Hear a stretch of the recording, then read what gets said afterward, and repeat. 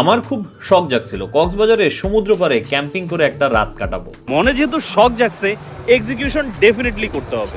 এবং যেই কথা সেই কাজ। ঢাকা থেকে ভাই ব্রাদার আর জিনিসপত্র গুছিয়ে রওনা দেই কক্সবাজারের উদ্দেশ্যে। কক্সবাজার পৌঁছে একটা সেফ জায়গা খুঁজে আমরা আমাদের টেন্ট সেট আপ করি।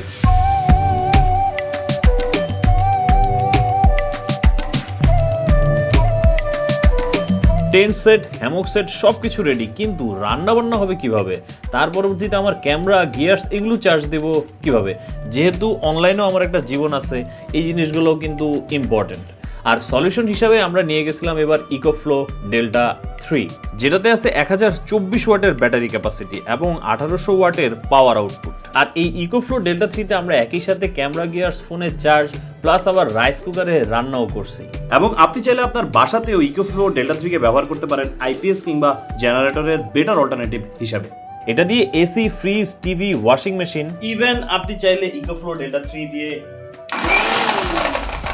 ব্লেন্ডারও চালাতে পারবেন এবং 1 ঘন্টারও কম সময়ে আপনি এটাকে আবার ফুল চার্জ করে নিতে পারবেন। আর এটাকে সহজে আপনারা ফোনে অ্যাপের মাধ্যমে কানেক্ট করেও চালাতে পারবেন। আবার চলে যায় আমরা হচ্ছে ক্যাম্পিং এক্সপিরিয়েন্সে।